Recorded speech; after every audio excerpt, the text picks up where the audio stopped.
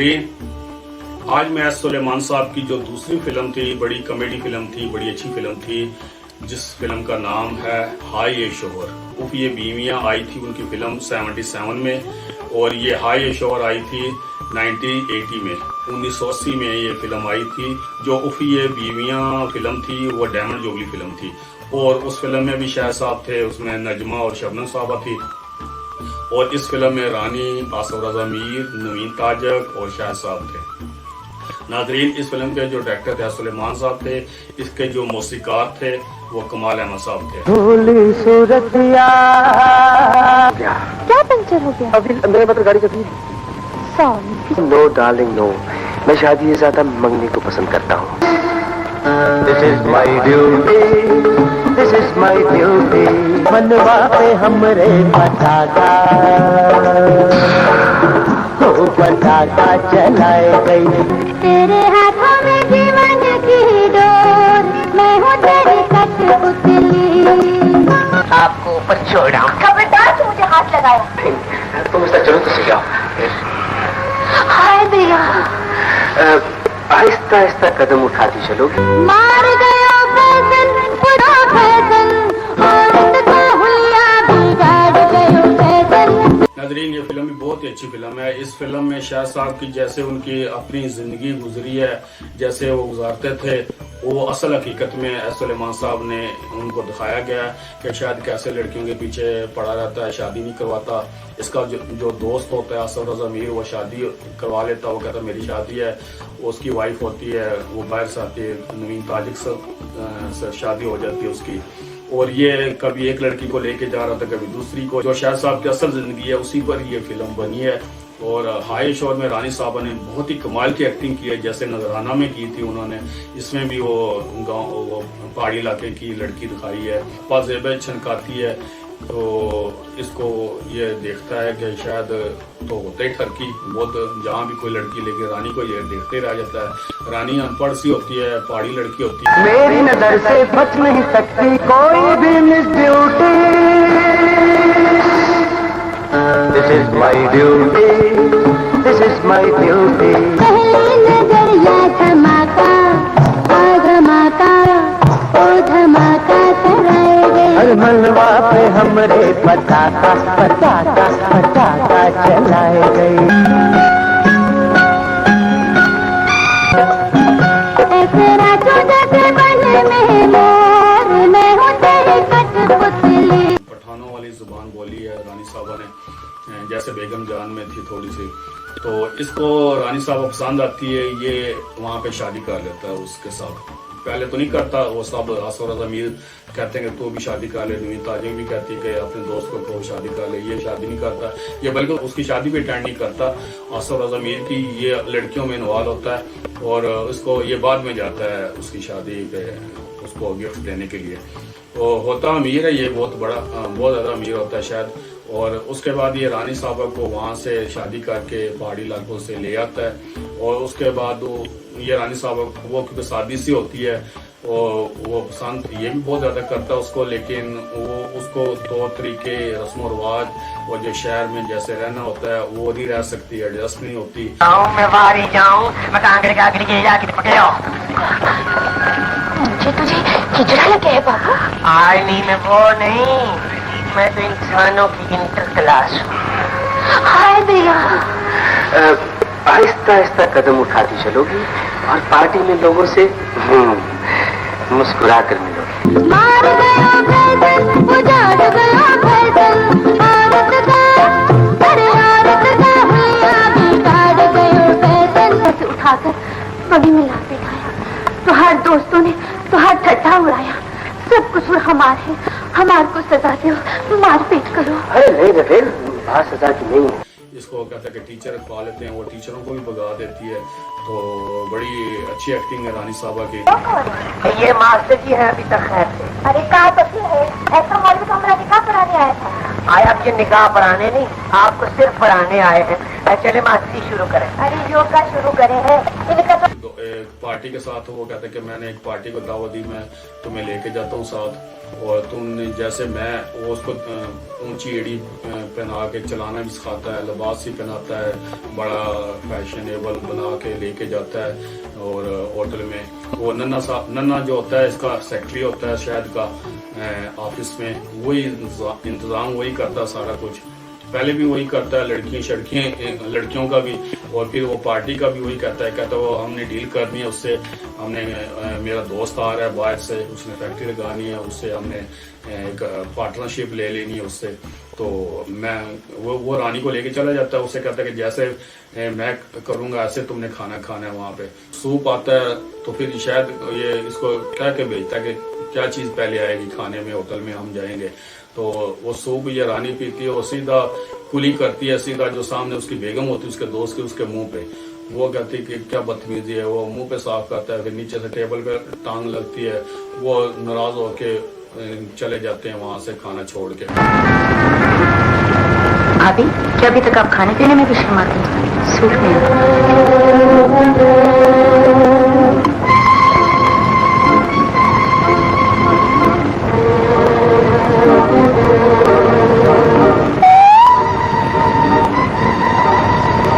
पहले खाने में रूप आएगा, ऐसी बड़ी प्लेट में, जैसे मैं पीऊं वैसे तुम पीना, जहां भूलो मेरी तरफ देख लेना।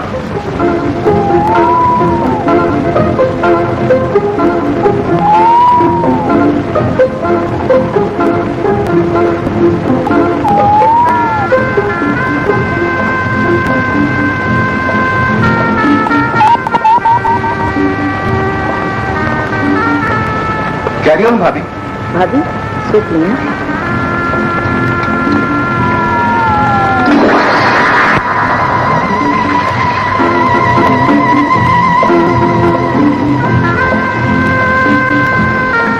कोई बात चलिए।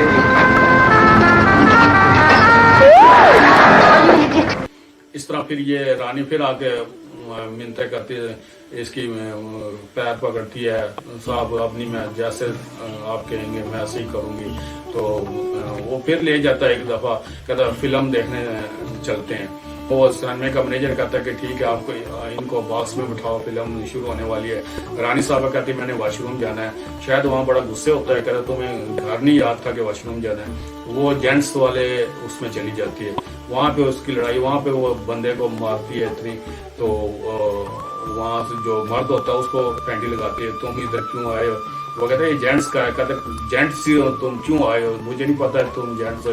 वो वहाँ से फिर शायद इसको डांट ढूंढ के लेके आता है, कोई फिल्म नहीं देखता। पत्थर की तारीफ सुनी थी, सोचा देखी जरूर करो। हाँ, मैंने तो शुरू नहीं हुई, मैं बस अभी होने ही वाले। मैनेजर, आप इन्हें बचने बिठा, तो मैं भी आता हूँ।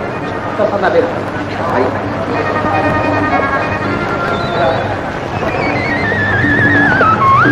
ये काम घर पे नहीं हो सकता? क्या करें, हम कब लगा है। क्या सामने चले जाओ, जाओ।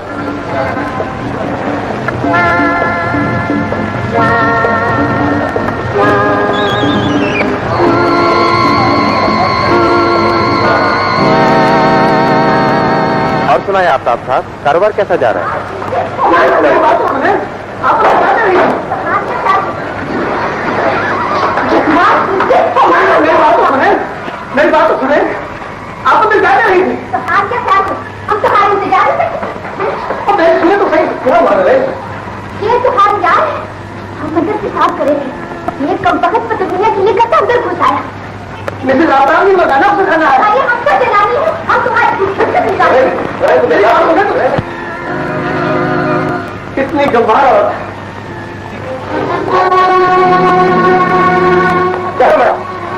तुम इस काबिल नहीं हो कि तुम्हें दुनिया के सामने ले जाने का तस्वीर भी किया जा सके। शायद जो होता है फिर दोबारा इन्वॉल्व हो जाता है अपनी पुरानी जो दुर्दाना रहमान होती है। एक और आर्टिस्ट है वो बीना, वो बड़ा भाई फिल्म में गुलामी दीन की बहन बनी थी, वो थी इसमें। और दुर्दाना रहमान थी, वो शायद साहब की होती हैं मशूकें। फिर शायद साहब उनकी तरफ इन्वॉल्व होता है, तो नवीन ताजे कहते हैं अपने शोहर को तुम अकेले न जाने दिया करो, तुम इसका पीछा करो। फिर रानी साहब को पढ़ाती है नवीन ताजक, तुम हौसला रखो, इसको काबू में करो अपने शोहर को। तो जैसे वो कहता है कि वैसे ही करो। फिर इसको वो तो किसी टीचर से नहीं पढ़ती, लेकिन नवीन ताजिक इसको पढ़ाती है। आसर रजा मीर फिर उनसे सही ड्रामे करते हैं। बर्बाद हुई गए। क्या हुआ? क्या घर में डाकू आ गए? अरे ओ डाकू कौन माने चना है जो हमारे घर में पाँव धरे? हमका लूटने वाला हमारा अपना कसम है। क्या किया आफ्ताब भाई? साफ साफ फैसला सुना दिया, तुम्हारा रास्ता अलग हमारा रास्ता अलग। अब हम कहाँ जाने थे ना। जिंदगी की रंगीनियां कायम रखने के लिए इस मुश्किल काम से गुजरना पड़ेगा। नगमों में डूबा हुआ ये माहौल और तुम्हारा साथ, लगता है जिंदगी में सुकून आ गया है। फिर ये रानी इतनी तेज हो जाती है तो शायद जितने भी चक्कर करता है ये देख लेती है, तो ये फोन करता है कि मैं दौरे पे गया हूँ बाहर पिंडी। तो ये भी असर अमीर के साथ सैर सुर करने जाती है, नवीन ताजे के साथ। कहते चलो आज हम खाना बाहर खाएंगे। रास्ते में ये कहते रुको रुको, गाड़ी वो शायद भी खड़ी होती है। ये अंदर जाके देखता है कि वो लड़की के साथ वो। कहाँ से बोल रहे हो? पिंडी से। वहाँ कौन ले गई? कौन ले गई? अरे भाई पार्टी और कौन ले गई? वही जिसका वो सौदा करना था। और तुमने गोली खा ली।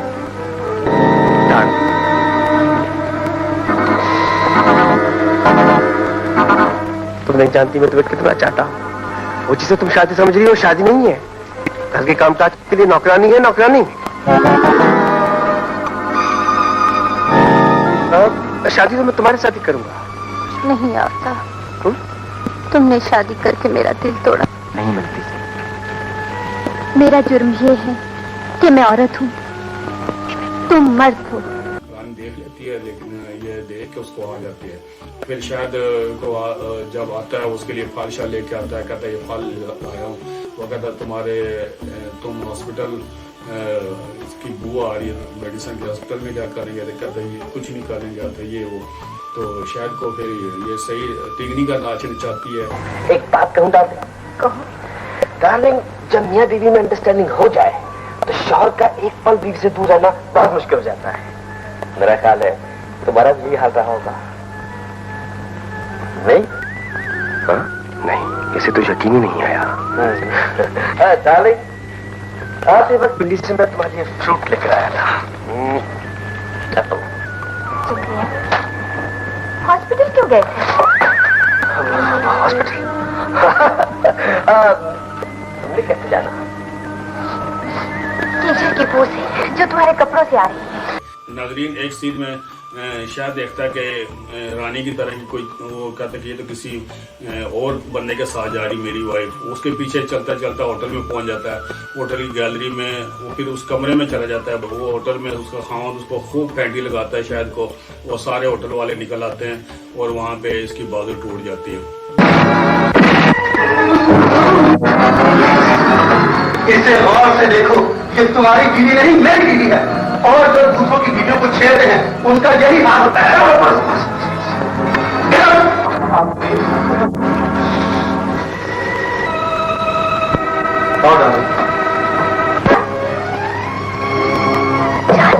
यहाँ पे चोट कैसी लगी? क्या किसी लड़की का पीछा करते हुए तो नहीं पिट गया? नहीं। तो फिर क्या हुआ? गाड़ी का एक्सीडेंट हुआ है। ओह, रैश ड्राइविंग क्यों करते हो?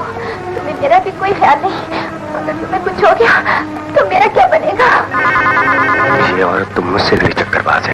और उसके बाद ये जान के कहता है कि मैं जा रहा हूँ और दफ्तर के काम है। ये पूछती है कि कब तक तुम आओगे? तो ये सोचता कि ये मुझे बस भेजना चाह रही है, ये कोई ना कोई रात को किसी न किसी तरफ जाएगी या किसी को बुलाएगी। तो वो अपनी वाइफ पे बहुत ज्यादा शक करता है। फिर कहाँ पे खुद वो जैसा होता है वो उसको भी ऐसा समझता है। तो रानी भी उसको खूब तंग करती है। ये रानी की निगरानी करता है, अपनी कोठी के बाहर ही रात को छुपता है। रानी को भी पता होता है कि रानी भी जान के टेलीफोन करती है दोस्त को। वो असर अमीरी को करती है, वही इसके साथ दे रहा होता है। तो वो कहते कि मैं ठीक है। और ये फोन के उसके सीढ़ियों के नीचे छुपा होता है फोन के साथ ही। तो ये सारे हरकतें इसकी नोट करता है, इसको शक होता है। बताया नहीं? रात देर से आऊंगा। क्यों, काम ज्यादा है? तुम्हारी CID करने के अलावा मुझे काम ही क्या है? हेलो, हाँ, कल 1 बजे लिबर्टी मार्केट में गाड़ी लेकर आ जाऊंगी इंशाल्लाह।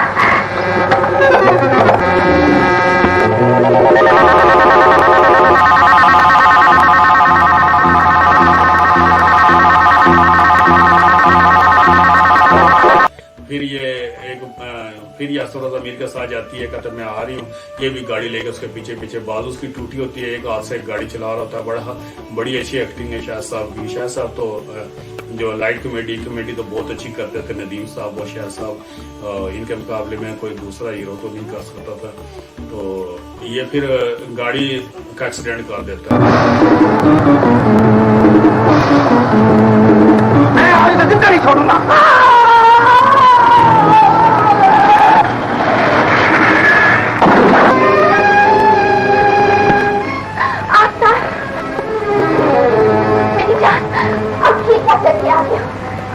पे खड़े होकर तुमने मेरे लिए खुशियों के महल तामीर कर दी थी, उन्हें जख्मी करके कहाँ से चले आए हो? बोलो आफताब, बोलो। गाड़ी की टक्कर हो गई। इस पूरी तरह गाड़ी चलाते हो तो तुम्हें लाइसेंस किसने दिया? आफताब, अपने लाइसेंस को कैंसिल करा दो, वरना तुम मुझे बेवा कर दोगे। बेवा होना तुम्हारा मुकद्दर बन चुका है। तो इसकी टांग टूटी होती है। उसके बाद ये कहते कि मैं जा रही हूँ, शो है माजूरों के लिए, वहाँ पे शादी की तस्वीर लगाई होती है, जो गाना चल रहा होता है। शादी पहुँच जाता है, वो देखता है मेरी तस्वीर लगा के एक चंदा मांग रही है और गाना गा रहे स्टेज पे। तो वो भी बहुत अच्छा सीन है।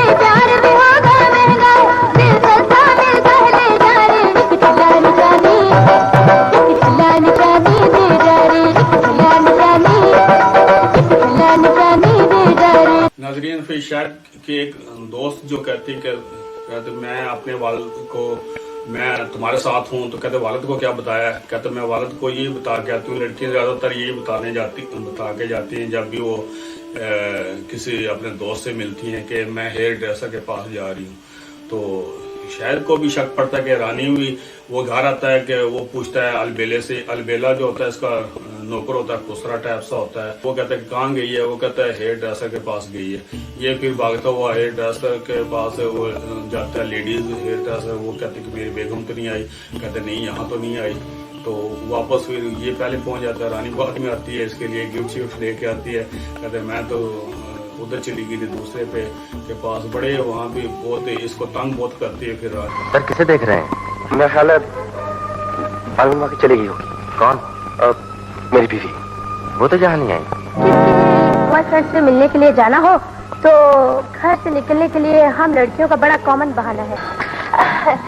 तुम ठहरो, मैं सुनती हूँ।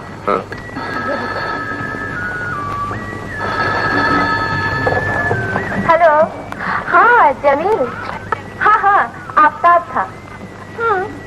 मूड कुछ गर्म ही है। काम की ज्यादती की वजह से कभी कभी इंसान चिड़चिड़ा हो ही जाता है। मैं ठीक कर लूंगी। हाँ भाई, फिल्म तो बहुत अच्छी थी, बहुत मजा आया। आफताब को भी दिखाएंगे। अच्छा, ओके, बाय। तनुमा गई? यस। सफिया साथ? नहीं,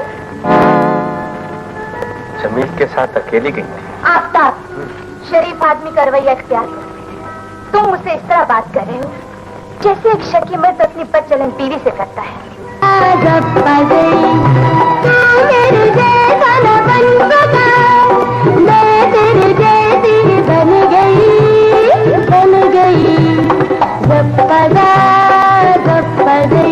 उसके बाद भी शायद जब ठीक हो जाती, रानी कहती कि खाना तुम इतने बजे पहुंच जाया करके दफ्तर में, ये खुद बना के भेजती है, अलबेले को भेजती है खाना। इतने बजे गाड़ी में खुद चली जाती है उसको लेने के लिए। 4 बजे मैं तुम्हें लेने आ जाऊंगी। फिर लेने भी जाती है उसको ऑफिस से।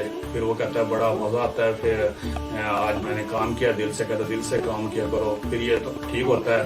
और ये कहता है कि आज बाहर चलते हैं। तो बाहर फिर वो कहते होटल में खाना खाने, कभी कभी बाहर भी खा लिया करते हैं। तो वहाँ पे होटल पे फिर वो इसकी मशूक होती है, वो उसको ये मेरा शौहर है, अगर तुम्हें ये पसंद है तो इसका हाथ तुम थाम।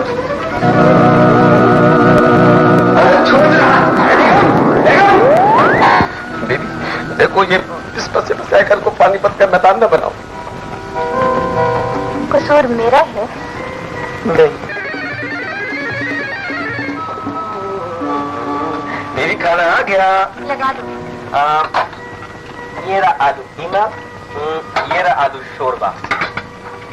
वहाँ से गुस्से से आती है तो खाना भी नहीं खाते, वहाँ होटल में जाते हैं, शायद भी पीछे पीछे आता है, फिर शायद से सारा किचन का वो सारे हांडी शांडी करते तुमने बनानी है, तो वो हांडी बना रहा होता है। बहुत ही ये अच्छी कॉमेडी भी इस फिल्म में, और इसमें अच्छी फिल्म दिखाई गई। जैसे उफिया बीवियाँ का ज़रा गाने बहुत अच्छे थे, उसमें 2 बीवियाँ थी, उसकी कापी भी सईद नूर साहब ने की थी, तो उसने भी यही उफिया बीवियाँ ही बनाया था। कहाँ पे वो शायद शबनम नजमा जैसी एक्ट्रेस थी, और इतने अच्छा वो डायरेक्टर था सलमान, और कहाँ पे सईद नूर ने वो और मोहम्मद रानी जैसे को रीमा और सैमा को रख के वो फिल्म बनाई थी।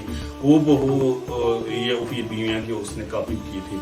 नाजरीन, हाई शोर मैंने सिनेमा पे देखी थी 1980 में, तो जिस वक्त ये आई थी, अभी मेरे पास ये थी DVD में, मैंने कहा चलो आपको रिव्यू पेश करता हूँ, और एंड पे ये शायद साहब ठीक हो जाते हैं, क्योंकि इसको जितना वो रानी को पहले स्टार्टिंग में तंग करता है, उतने फिर रानी इसको करती है। नाजरीन, ये था फिल्म हाई शोर का रिव्यू, मुझे उम्मीद है कि आपको पसंद आया होगा।